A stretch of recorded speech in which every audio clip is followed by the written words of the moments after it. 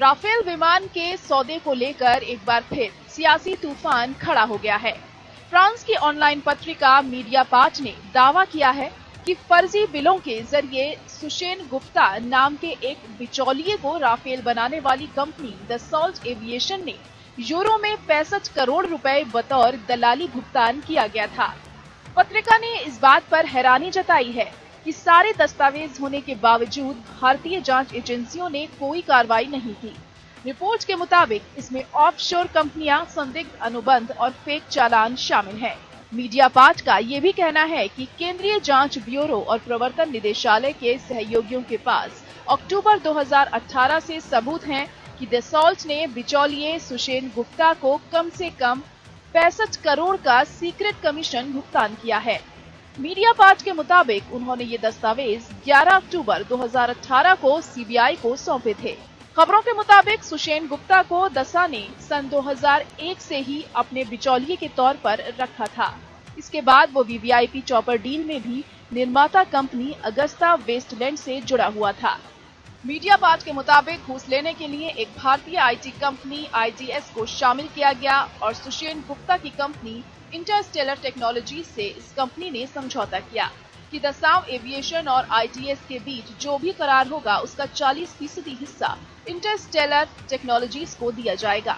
और ये बात सीबीआई को आईटीएस के एक अधिकारी ने बताई भी थी। मीडियापार्ट के इस खुलासे के बाद कांग्रेस मोदी सरकार पर एक बार फिर से हमलावर हो गई है। खबरों के मुताबिक सीबीआई को मिले दस्तावेज में सुशेन गुप्ता की शेल कंपनी को 2002 से 2006 के बीच भी 9 लाख यूरो का भी जिक्र है। बल्कि ये भी पता चला है कि इंटरस्टेलर टेक्नोलॉजीज भी सिर्फ कागजी कंपनी थी।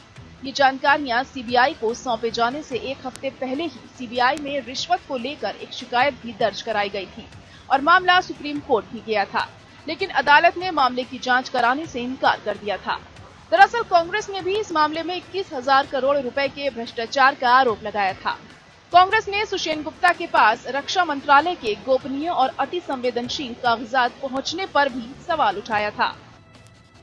30 मार्च 2017 को राफेल कंपनी ने एक एक्सप्लेनेशन दी और कहा कि यह पैसा राफेल एयरक्राफ्ट के मॉडल बनाने के लिए दिया था। फ्रांस की भ्रष्टाचार निरोधक एजेंसी, एंटी करप्शन एजेंसी ने दसॉल्ट से 3 सवाल पूछे। भैया, आपने अपनी ही कंपनी के, आप तो खुद जहाज बनाते हो, उसका मॉडल बनाने के लिए कॉन्ट्रैक्ट, वो भी 20,000 यूरो पर मॉडल के, हिंदुस्तान की कंपनी को देने की क्या जरूरत थी जब आप पूरा जहाज ही खुद बना सकते हो। दूसरा, अगर ये मॉडल बनाने के पैसे थे तो आपने इसे गिफ्ट टू क्लाइंट क्यों लिखा हुआ है अपनी बैलेंस शीट में? ये गिफ्ट कैसे हुई? और तीसरा, वो मॉडल हैं कहां? क्या वो कभी बनाए गए, कहीं दिखाए गए? ना वो दिखा पाए, ना बनाने का कोई सबूत दे पाए। 5 महीने पहले मीडियापार्ट ने कहा था कि राफेल सौदे में संदिग्ध भ्रष्टाचार और पक्षपात की जांच के लिए एक फ्रांसीसी न्यायाधीश को नियुक्त किया गया था। तब भी पब्लिकेशन ने दावा किया था कि राफेल के 50 रेप्लिका मॉडल तैयार करने के लिए दसॉल्ट एविएशन ने भारतीय बिचौलिए गुप्ता को 1 मिलियन यूरो की रिश्वत दी थी।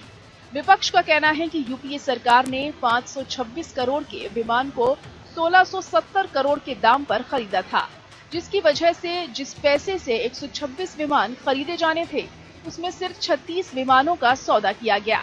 यही नहीं, अनिल अंबानी की कंपनी को इन विमानों के रखरखाव और मरम्मत का ऑफसेट कॉन्ट्रैक्ट देने पर भी सवाल खड़े किए गए थे। बुरी तरह कर्जे में फंसे अनिल अंबानी अप्रैल 2015 के फ्रांस दौरे के दौरान प्रधानमंत्री के साथ थे। उन्होंने इस सौदे के महज 13 दिन पहले ही रिलायंस डिफेंस लिमिटेड नाम से नई कंपनी का रजिस्ट्रेशन करवाया था। खास बात ये थी कि दसाओ के साथ हुए नए करार से हिंदुस्तान एरोनॉटिक्स लिमिटेड गायब हो चुकी थी और नई पार्टनर थी रिलायंस डिफेंस लिमिटेड।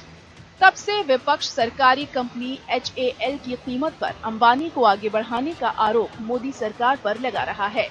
लेकिन विडंबना ये है कि देश की सियासत में घोटालों, भ्रष्टाचार और घूस इतनी आम बात हो गई है कि इसे चुनावी मुद्दा बनाने से कांग्रेस को बहुत फायदा मिलने की उम्मीद नजर नहीं आ रही। Bureau report, APN।